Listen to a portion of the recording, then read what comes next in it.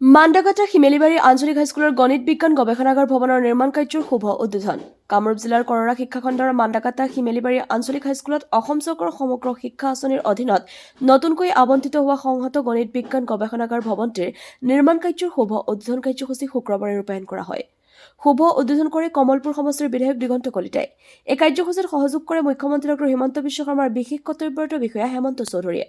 শুভ উদ্বোধনী কাৰ্যসূচীৰ সৈতে সংগতি ৰাখি সমাজকৰ্মী পীৰজাহান আলীয়ে সঞ্চালনা কৰা সভাত বিদ্যালয়খনৰ প্ৰধান শিক্ষক আৰিফুৰ ৰহমান, বিজেপি বেজেৰা মণ্ডলৰ সভাপতি নয়নমণি বৰা, মাণ্ডাকাটা গাঁও পঞ্চায়তৰ ৱাৰ্ড সদস্য নাৰ্গিছ চুলতানা, স্থানীয় গাঁও প্ৰধান মনিৰুদ্দিন আহমেদ সহিতে স্থানীয় বিশিষ্ট ব্যক্তিসকল উপস্থিত থাকে।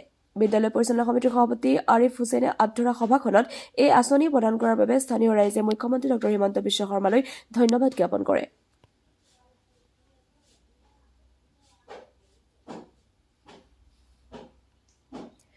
News desk AIN live.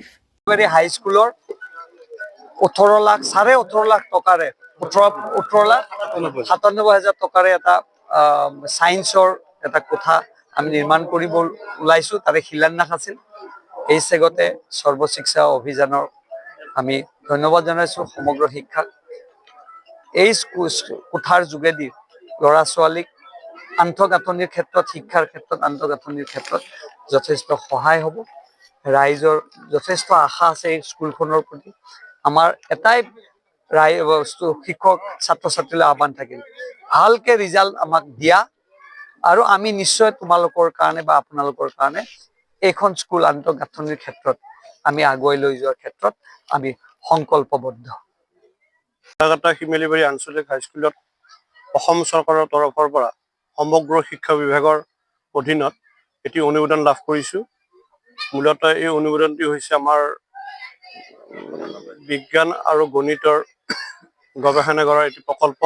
প্ৰায় 19 লাখ টকাৰে নিৰ্মিত হ'বলগীয়া এই প্ৰকল্পটোৰ আজি শুভ উদ্বোধন কৰে আমাৰ স্থানীয় বিধায়ক মাননীয় দিগন্ত কলিতা ডাঙৰীয়া।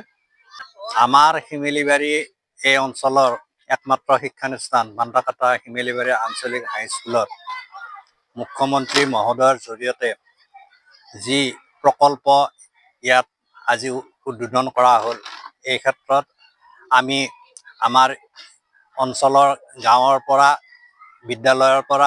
বিদ্যালয় কমিটিৰ ফালৰ পৰা, যুৱ মঞ্চৰ ফালৰ পৰা সকলো ৰাইজে মুখ্যমন্ত্ৰী মহোদয়ৰ লগতে অসম চৰকাৰৰ এই পদক্ষেপত আমি ধন্যবাদ জ্ঞাপন কৰিছোঁ।